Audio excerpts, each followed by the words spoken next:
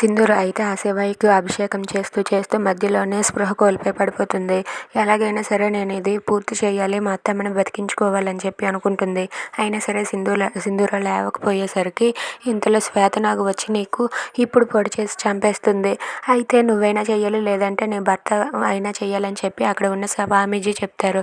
అది విని అక్కడ ఉన్న చంటి అయితే పసుపు తాడు తీసుకొని సింధూర మెడలో కట్టి నేను ఈ అభిషేకాన్ని పూర్తి చేస్తాను, మా అమ్మగారిని అమ్మాయి గారిని ఇద్దరిని కాపాడుకుంటానని చెప్పి అంటాడు. అది విని అక్కడ ఉన్న సింధూర అయితే చంటి ఏం చేస్తున్నావు చంటి, వద్దు చంటి అని చెప్పి అంటూ ఉంటుంది. అయినా సరే చంటి లేదు అమ్మాయి గారు, ఎవరేమనుకున్నా నాకు అనవసరం, అమ్మగారిని మిమ్మల్ని ఇద్దరిని నేను కాపాడుకుంటాను అని చెప్పి అంటూ ఉంటాడు.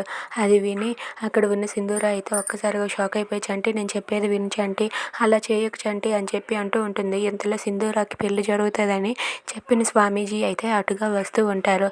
ఇక సింధూర మెడలో చంటి అయితే తాళి కట్టబోతూ ఉంటాడు. అయినా సరే సింధూర దాంతో తోసినా సరే చంటి మాత్రం తాళి కట్టడానికి అయితే సిద్ధమవుతాడు. చంటి వద్దు చంటి, ఆపు చంటి, ఆపు చంటి అని చెప్పి సింధూర ఎంత అరిచినా సరే అక్కడ ఉన్న చంటి మాత్రం సింధూర మెడలో తాళి కట్టేయడానికి సిద్ధమయ్యి సింధూర దగ్గరికి వెళ్ళి తన మెడలో అయితే తాళి కట్టేస్తాడు.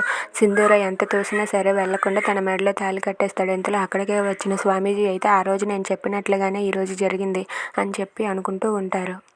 ఇక ఆ పూజనైతే ఇప్పుడు నేను పూర్తి చేస్తానని చెప్పి చంటి అయితే అక్కడి నుండి నీళ్ళు తీసుకుని వచ్చి అభిషేకం అయితే ప్రారంభిస్తూ ఉంటాడు. ఇక సింధూర తన మెడలో తాళిని చూసి షాక్ అయిపోయి అలా ఏడుస్తూ బాధపడుతూ ఉంటుంది. Thanks for watching friends, please subscribe our channel.